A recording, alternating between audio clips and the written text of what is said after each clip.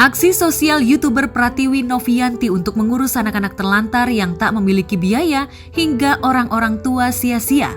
Pasalnya beberapa waktu lalu secara tiba-tiba, Dinsos Tangerang beserta pihak berwajib serta perwakilan Kementerian Sosial RI datang ke rumah singgahnya. Karena dinilai tak memiliki legalitas yang jelas, maka pihak Dinsos membawa 10 anak asuh berikut 2 pengasuh anak itu ke tempat yang telah disiapkan oleh Dinsos Tangerang. Meski Novi sudah memelas bahkan ia rela untuk bersujud di depan para pejabat terkait itu untuk tak mengambil paksa anak-anak asuhnya itu, namun usaha Novi tak berhasil. Saya nggak mau anak saya dibawa. Saya nggak mau Bu, anak saya dibawa. Tolong Bu, saya mohon Bu. Saya sujud di kaki Bu. Jangan bawa anak saya Bu. Jangan Bu.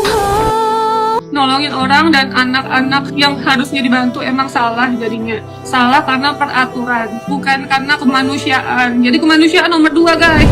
Saya emang bukan seorang ibu Bang. Saya berjuang dari mereka di jalan gak diakui sama pemerintah. Mereka gak diakui sama pemerintah. Mereka diabaikan selama ini. Terus saya udah rawat, saya bikin layak. Kenapa harus diambil? Gue lihat tuh yang di video tuh berarti ya. Betul. Yang ada Mbak Kerudung itu yang disorot sama netizen. Aku ngerawat penuh dengan perjuangan dari mereka. Maaf, tidak diakui oleh masyarakat, mereka kotor. Aku manusiakan, aku bersihkan, aku bawa ke mobil. Aku rawat di rumah sakit jiwa, aku rawat di rumah. Terus dengan mudahnya diambil dan itu sakit hati banget. Tentu saja aksi ambil paksa ini viral di jejaring maya. Sungguh miris memang di saat ada yang peduli dengan tulus tanpa pamrih mengasuh anak-anak yang lahir dari keterbatasan ekonomi diasuh oleh Novi justru disalahartikan. Beredar kabar jika semua itu bermula dari laporan salah satu orang yang menuding jika ada niatan buruk yang selama ini dilakukan Novi. Hingga akhirnya tempat tinggal anak-anak Novi disatroni oleh Dinsos Tangerang, Kepolisian, dan Kemensos RI.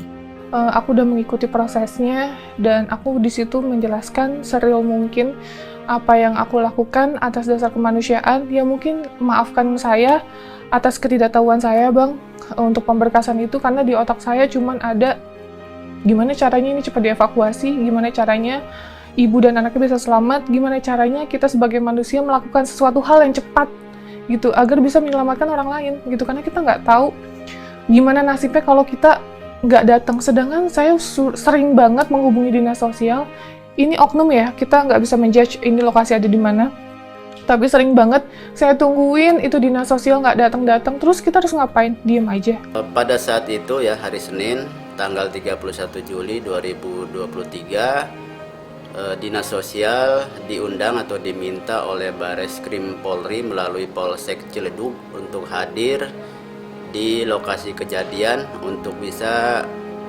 mungkin menyaksikan atau mendampingi tim dari Bareskrim Polri dan tim dari Kemensos RI, mengingat mungkin lokasinya berada di wilayah Kota Tangerang. Mulyani berkelit jika dirinya hanya diminta untuk mendampingi utusan Kemensos RI dan pihak kepolisian untuk melihat rumah singgah milik Novi dan anak asuhnya. Entah ada maksud apa dibalik pengambilan paksa 10 anak asuh Novi dan 2 pengasuhnya itu. Padahal Novi hakul yakin jika ada beberapa orang Kemensos RI saat melihat rumah tinggal anak asuhnya dinilai layak. Namun kata-kata layak itu tak membuat para pejabat tersebut menunda untuk mengambil 10 anak asuh Novi. Legalitas serta tidak adanya 2 poin, salah satunya soal pengasuhan. Maka Novi dinilai ilegal mengasuh anak-anak terlantar. Terus ngeliat ke kamar pengasuh di rumah itu dan mereka bilang layak gitu. Iya. Dan emang kondisi bayi-bayi kan kalau emang dari pagi terus kayak ke sore ya mereka mau disatuin gitu Bang. Jadi karena supaya pengasuhnya juga bisa ngontrol bareng gitu. Agak menjanggal buat saya. Akhirnya saya nggak tahu, makanya kayak apa ya? Nangkep gak sih? Nangkep gak? gimana sih? Nangkep gak sih? Aku jujur lagi. Jadi gini, kayak mereka tuh tahu kamu siapa beberapa. Iya beberapa tahu iya. Mereka juga mengakui bahwa itu layak. Iya. Tapi mau nggak mau tetap harus diambil, oke? Nah itu kan menjadi kejanggalan. Denny Sumargo yang mengundang Novi ke siniar miliknya pun tampak bingung.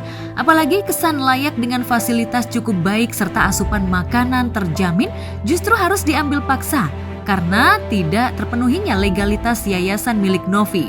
Apalagi menurut salah satu pekerja Novi yang seharian berada di tempat penampungan, kondisi di sana tidak layak untuk anak-anak asuh Novi yang masih bayi. Karena masalah ini, pikiran Novi terbelah antara merasa kasihan dengan 10 anak asuhnya lantaran 2 diantaranya tengah sakit. Sementara itu Novi harus memenuhi panggilan klarifikasi dari pihak penyidik Mabes Polri. Oh, jadi tempatnya menurut kamu itu kalau dibandingin dengan tempat yang kamu kasih masih lebih layak tempat kamu. Iya. Ya fair-fairnya gitu dong. Dan karena tempat aja, tapi kan ada anak aku yang lagi demam namanya Atar. Terus satu lagi yang kuning. Ya masih kecil. Iya masih kecil itu dia lagi kuning, terus ya harus dibawa. Ya saya nggak bisa kontrol. Sedangkan setiap hari notabene ya apapun kesibukan saya pasti nanya kabar anak-anak gimana. Terus nyempetin pulang, sempetin ngeliatin kondisi mereka gitu. Ya udah Mbak Novi ikut aja ke panti, boleh lihat kok di sana kayak gitu. Oh, dari mereka. Kamu ke sana? Di sana? Terus kamu lihat? Enggak. Kenapa? Nggak boleh. Nggak boleh. Dari kasus ini Novi sempat berpikir untuk berhenti untuk mencari para penyintas ODGJ yang membutuhkan pertolongan. Apalagi yang tak habis pikir adalah 10 anak asuhnya diambil paksa dengan dalih tak memiliki legalitas jelas serta tidak dilengkapi beberapa berkas dokumen. Dari kasus ini pula ia pun meminta bantuan Presiden Republik Indonesia Joko Widodo dan juga Menteri Sosial Tri Risma Harini. Jadi nolongin orang tetap salah ya guys. Nolongin orang dan anak-anak yang harusnya dibantu emang salah.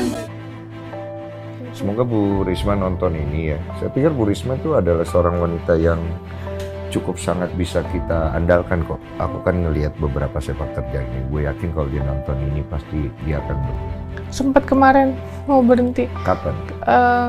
Ada fase dimana kayak ini satu belum selesai masalah lagi, satu belum selesai masalah lagi. Itu capek banget sih, bener-bener capek banget.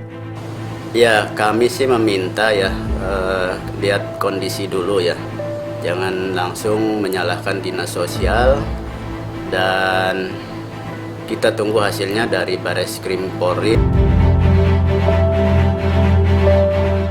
Di tengah polemik yang dihadapi oleh Novi, kabar bahagia datang dari aktor senior Deddy Mizwar meraih gelar doktor di Universitas Unpad.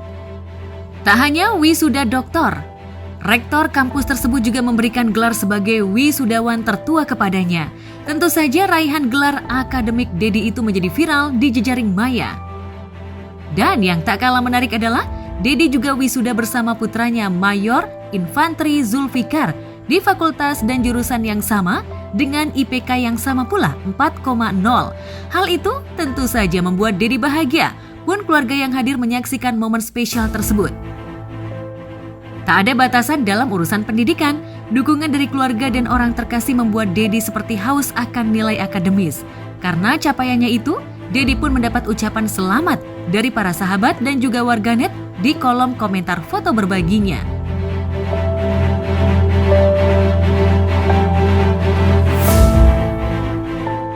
Jika aktor Deddy Mizwar sukses menjadi wisudawan tertua yang meraih gelar S3 atau doktor dari Universitas Negeri Bergengsi di Bandung, wanita bernama Muzena yang berusia 101 tahun menjadi penonton tertua yang menyambangi bioskop di Indonesia. Akhir pekan lalu, nenek Muzena menonton film Susana Malam Jumat Kliwon yang dibintangi Luna Maya. Luna pun sempat menyambangi kediaman nenek Muzena di kawasan Condet, Jakarta Timur. Kepada tim Star Pro, Vera Hussein, cucu nenek Muzena, mengungkapkan betapa gembiranya sang nenek bertemu dengan pemeran film Susana. Awalnya tuh, yaitu aku posting, terus di-repost kan sama Soraya. Pihak Soraya akhirnya DM aku. Gimana kalau misalnya mau ketemu sama Jidah, dan aku otomatis aku izin dulu kan, izin kira-kira Jidah mau atau enggak gitu. Akhirnya pas kita tanya Jidahnya mau, ya udah akhirnya ketemu. Kita juga nggak nyangka ya pemain filmnya nemuin Jidah gitu. Mungkin secara personal Jidah nggak kenal Luna ya, tapi pas kita bilang yang main film kemarin nih gitu, baru oh iya Cuma sempet gugup juga kan. Kemarin ketemu yang main film gimana? Girang nggak? Girang aja ya. Orang mau kenal sama kita gak apa-apa. Jadi ini di dalam. Saat video call dengan neneknya, Vera Hussein baru menyatakan keinginan Luna Maya untuk mengajak nenek Muzena ke Surabaya untuk temu penggemar film Indonesia di Kota Buaya itu. Apakah wanita kelahiran 1922 itu mau jalan-jalan ke Surabaya bersama sejumlah artis? Benarkah nenek Muzena hanya menyukai film horor? Ke Surabaya mau. Surabaya.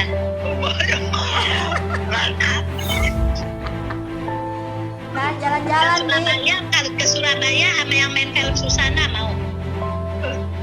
Mau nggak? Sama yang kemarin didatengin, mau nggak? Apa dia? Sama dia. Apa siapa lagi? Sama yang main Susana pokoknya, mau nggak? Sama yang kemarin datang mau ya, diajak ke Surabaya mau? Mau sendiri. Rame-rame kita. Kalau rame-rame semua. Kalau Kan Surabaya aja mau. Baru tahu pas kemarin Luna nanya. Jadi apa Jida suka nonton? Dia bilang suka karena Jida itu suka nonton film tuh sebenarnya mungkin yang film Indonesia pasti ya. Karena Jida ini ya pas Susana kemarin itu kan ada banyak aksen Betawi tuh. Jadi Jida ketawa terus di bioskop. Pas kita tanya serem nggak? Umi, kita namanya Umi kan, serem nggak Umi? Iya ya gitu ya, enggak. Jadi kita sih niatnya pengen senengin Jida aja keluar rumah biar nggak bosen.